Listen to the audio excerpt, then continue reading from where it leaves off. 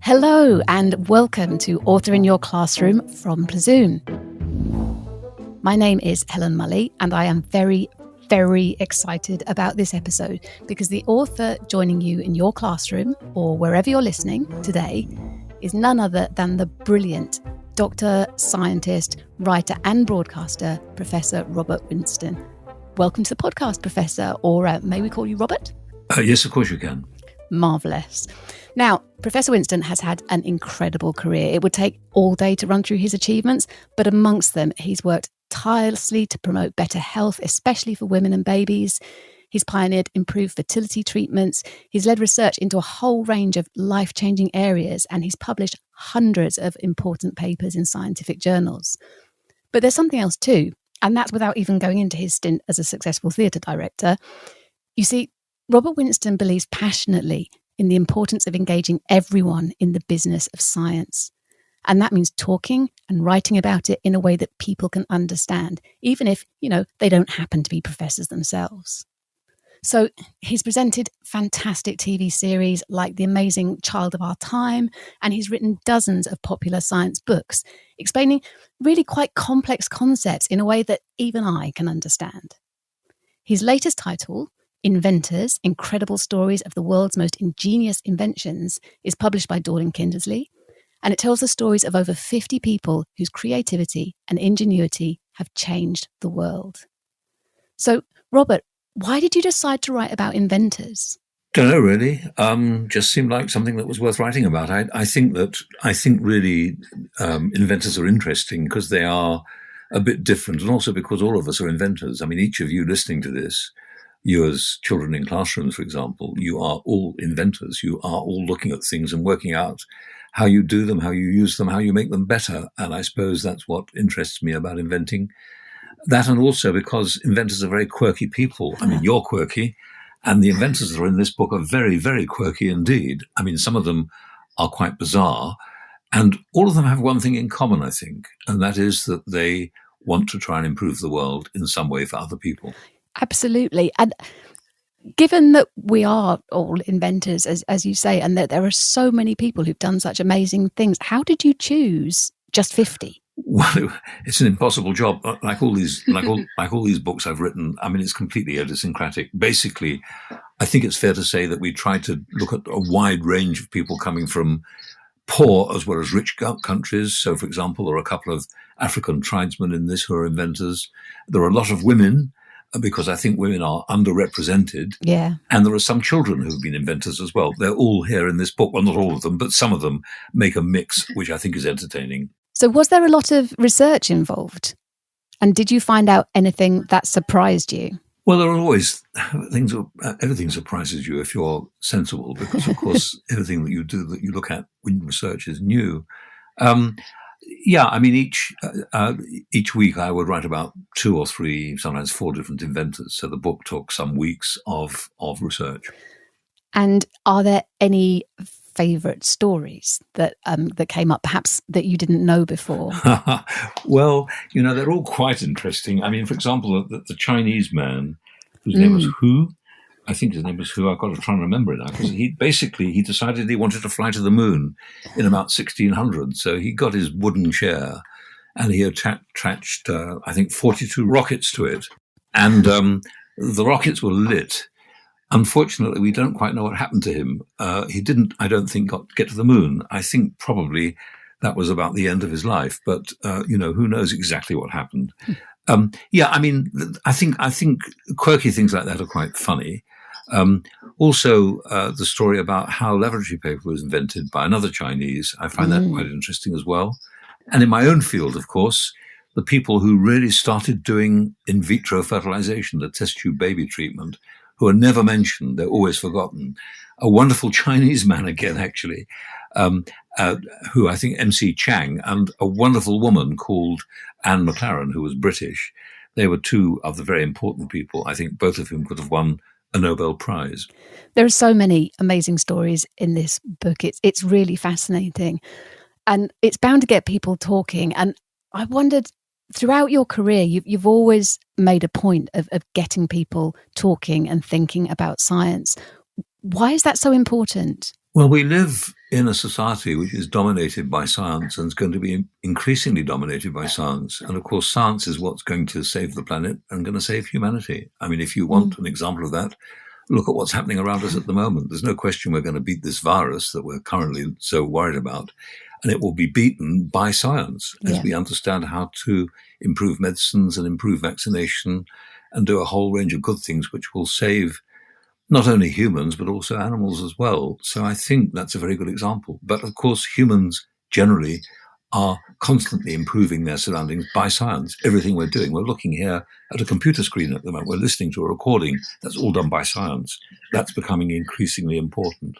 And it's important, too, that we learn about science so we use it wisely. Absolutely. So getting people talking and thinking about science right from the classroom onwards, that involves explaining some pretty complicated ideas in a way that people without that scientific background can understand. Is that a challenge? Not really. I think thinking simply is an important aspect of science. Scientists, what they try to do is to simplify things for themselves so they understand it. And I think it's not anything very great. I mean, you're going to ask me about science writing, aren't you? In your next question, I imagine, judging the way you're going. And I think the idea of science writing is a non-starter. I don't think there is such a thing as science writing. I think there's just good writing and not so good writing. And good writing, in my view, involves telling a story. That's what humans mostly do. And we learn by stories. That's what we did 100,000 years ago around the fire outside our cave mouths. And we still actually want to hear stories. You think of people when they're very, very little indeed. What they have is a story, perhaps if they're lucky, before they go to bed. That's quite important. Yeah. And I think the other thing is that in telling stories, we use other tricks. We use metaphor. That is, we use words which might mean two things, or things which actually have, or two concepts which in fact reflect each other. And I think that's very important as well. So, for example, when we learn about Red Riding Hood, it sounds very simple, but we're actually learning about human behavior, not animal behavior. And I think those things are quite important in storytelling. And certainly with this book, which is another science book, what I've tried to do is to tell, in a very limited space, a story about each of the inventors. Well, I think you've told some amazing stories about them, and I would really love to share one of those stories with our listeners. So perhaps if we could pause for a moment while you find an extract that you'd like to share, and then we'll welcome everybody back to the podcast. What do you think? By all means, yes, of course.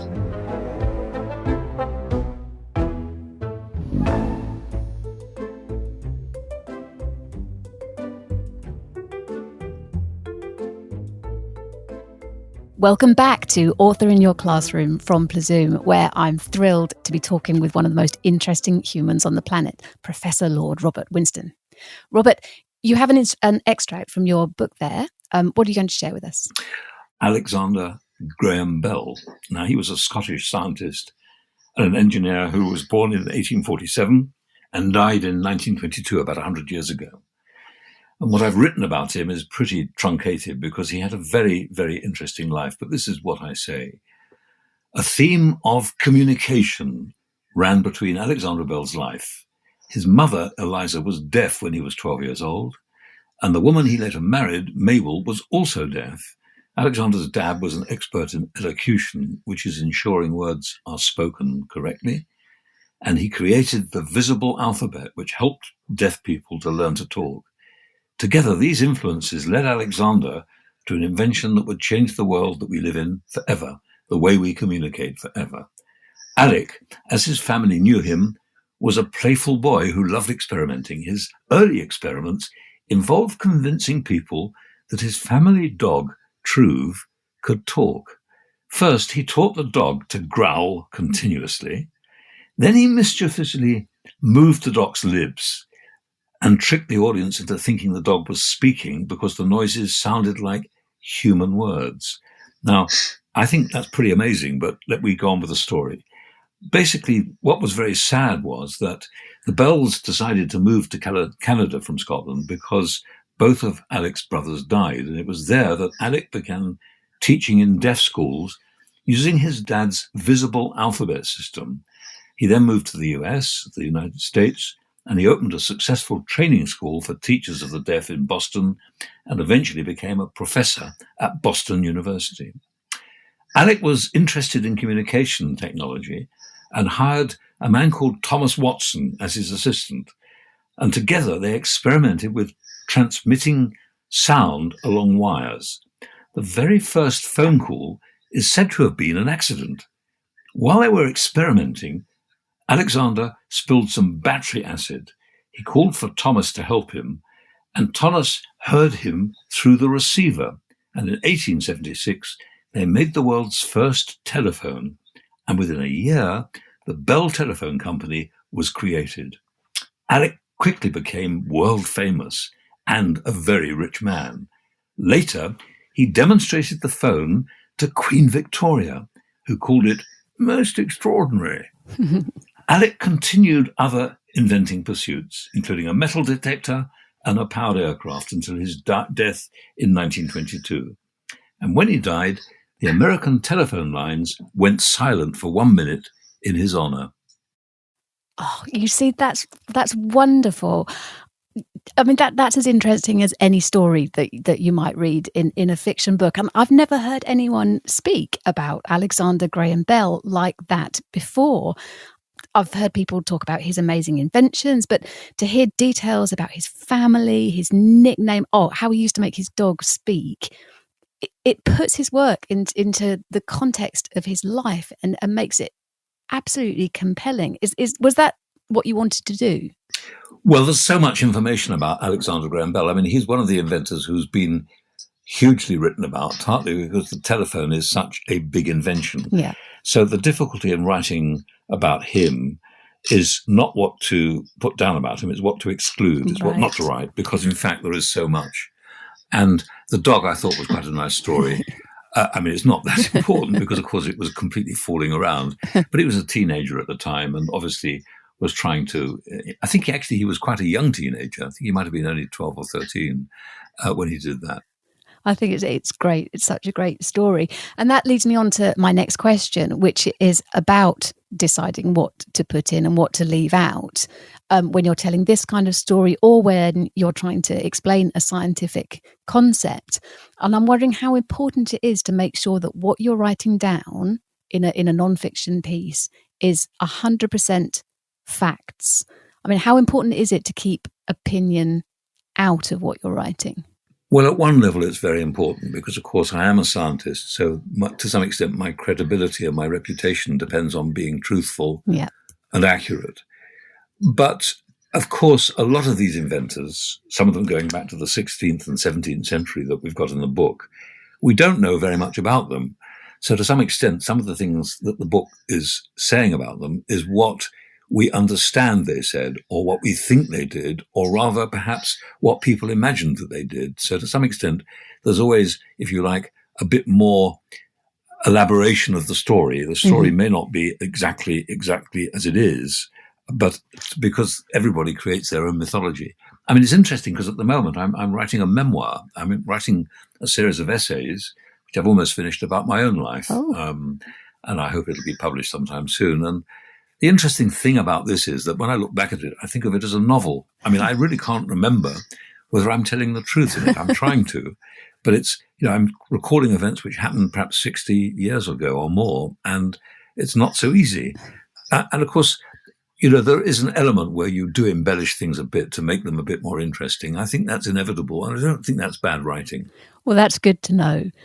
Does the writing process for your books involve a lot of editing? Once you've finished your piece of writing, does it then go through quite a long process where other people are sending it back to you for rewrites or perhaps making changes themselves? Is that an important part of the process? Oh, I think a good editor is the key to any good book. And I've written books where I'm absolutely indebted to the editor or the editors who've looked at it. And I think that this is true of this book on Inventors. We have a brilliant team at Dorling Kindersley, and they've been assiduous. They've been very careful in editing. But it's been difficult because there's a rapid turnaround of these books at Dorling Kindersley. We're always writing new books all the time. So sometimes the team changes halfway through. That's always a bit of a problem. But actually, the relationship between the author and the editor is really important. Yeah. And with my adult books, I would say that I've been hugely impressed by the editors I've had. They've been absolutely brilliant in seeing things or working out things that I didn't recognize and realizing where I wasn't talking sense. I see. And the other thing that struck me about the Inventors book is that it's really beautiful. The illustrations are gorgeous and very detailed, and the way the text is laid out on the page is really engaging. And I wonder if you think that is especially helpful when writing nonfiction, that you end up with a beautiful page that draws people in. No, I don't think that's important, but I do think the illustrations are colossally important in the books that Dorling Kindersley publishes. The reason why I work with them is because actually they have superb illustrators and they do wonderful artwork. And I think they're probably the best publishers, or amongst the very best publishers in the world, for doing that sort of thing. The problem I had with writing this book was, and it was very difficult for me, was that they did the illustrations before I wrote the words. So sometimes I had to use words to fit in with what the illustrator had already written, or rather what she had drawn. And that's always a problem. And it's rather like writing an opera. First comes the words or first comes the music, as Strauss said. This big question whether you write the words first or not. Mm-hmm. And I think that if I was doing another book like this, I would try and persuade the publisher to let me do the words first and get an illustration to work around it. The previous book I did, actually, Ask a Scientist, in fact, I did do the text first and they illustrated it afterwards. And that is a lot easier for the writer.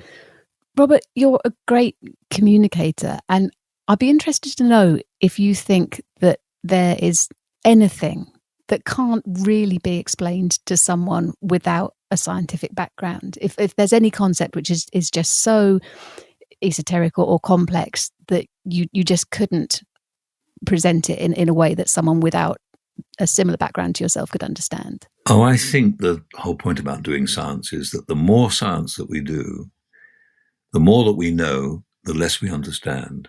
So there are so many puzzles now which face us because we have better telescopes. For example, we now know how huge space is, but we also know it's expanding, that the universe is expanding. Right. So the question is, what's it expanding into? So that's a big problem in physics and astronomy. And in biology, I would say, we're now starting to make intelligent machines. Artificial intelligence, for example, is becoming more and more important. Yeah. But who knows how the human brain actually works? And it may well be that we'll never fully understand the nature of human consciousness. To my mind, that's one of the great puzzles. And I think the more research we do, we have to understand the less we understand. And that's important because it's important to keep us modest and recognize that in terms of the planet and the universe, we are very small indeed. Robert, that's such a lot to think about there. Thank you so much. We're nearly run out of time, but I know everyone listening will want to know what's happening next for you and what else is on the horizon. So we'll pause for a moment. But before that, I just want to remind teachers and parents listening that, as always, we've produced an exclusive resources pack to go with this episode of Author in Your Classroom to help children produce their own fantastic non-fiction writing. You can download it from Plazoom, and the details are in the episode notes. Robert, let's pause for a moment and then we'll come back and find out what's happening next.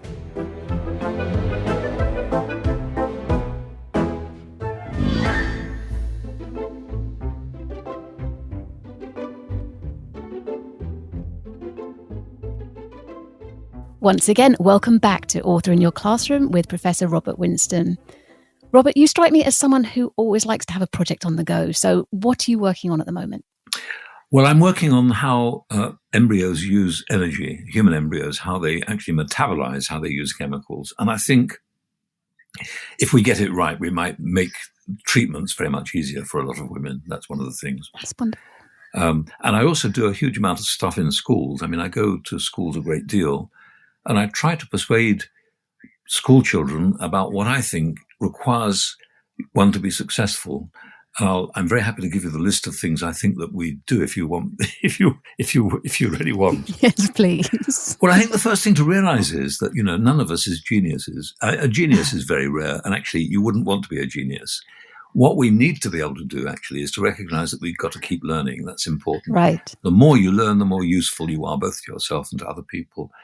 And I think that geniuses are exceptional because they work separately and you don't really understand them all the time. But the best way of success, I think, is to work collaborative, to work with other people.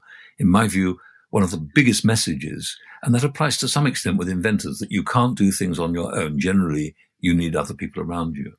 And the other thing I think that about inventors that's really important, I mention it in the book quite a few times, is that it's really important to fail. Be frightened of failure, because failure actually leads to success.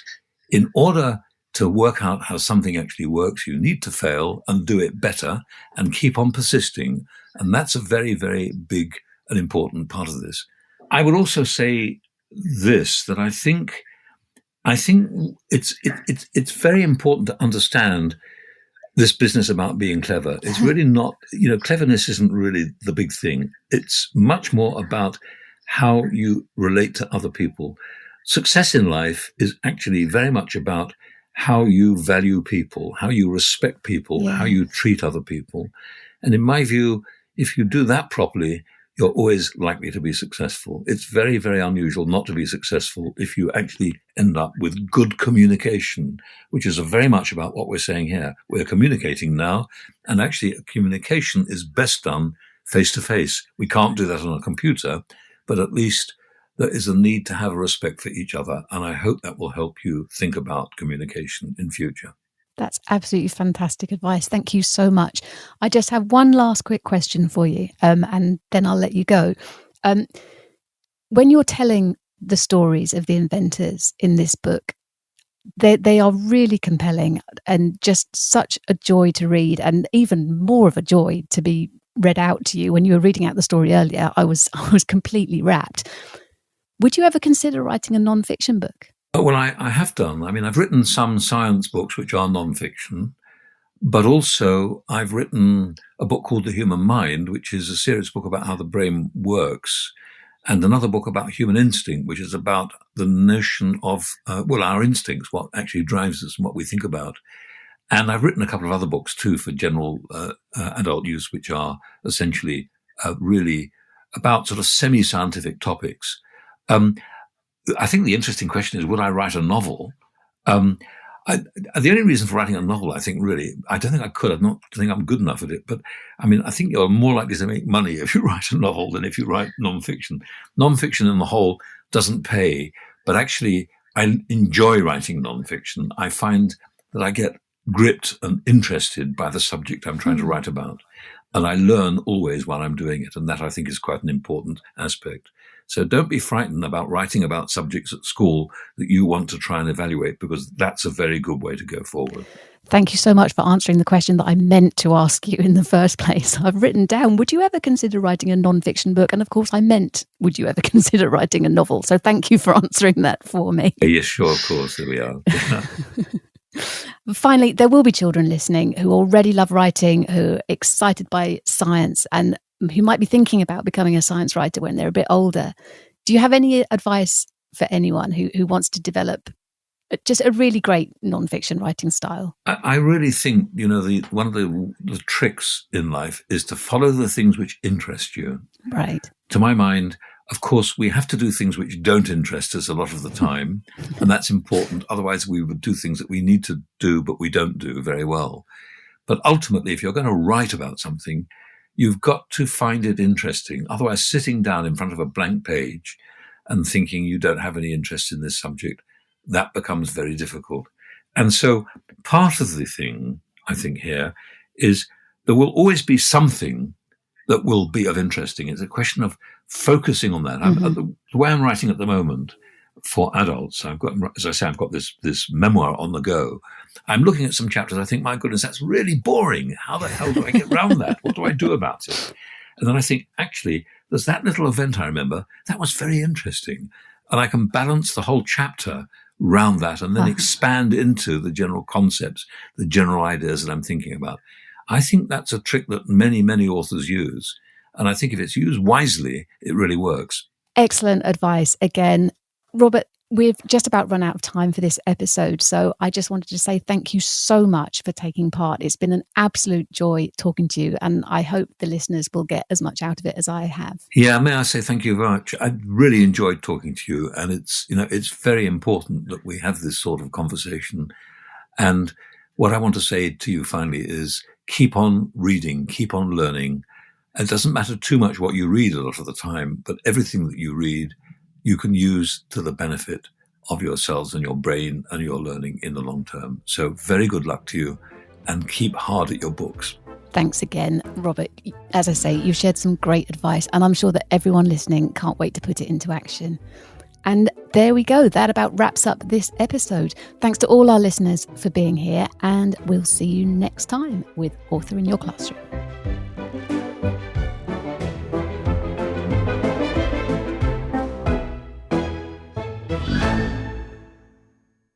Author in Your Classroom is brought to you by Plazoom, where we are passionate about making great literacy lessons easy with inspiring, ready-to-go resources created by teachers to cover the whole of the primary curriculum.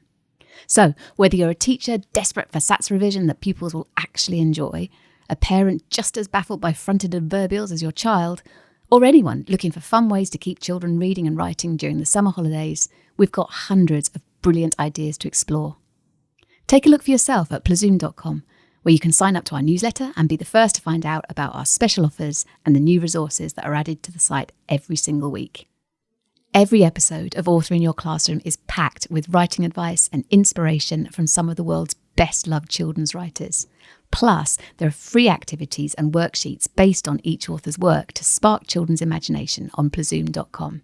Just check the episode notes for links and more. You can subscribe for free wherever you get your podcasts. We want to reach as many pupils in as many classrooms as possible, so please do give us a rating or a review, but above all, tell your colleagues about us and help spread the word. We know that a love of reading opens doors, not just to success at school and beyond, but to a lifetime of excitement, adventure and discovery. Let us help you make it happen with Author in Your Classroom and Plazoom.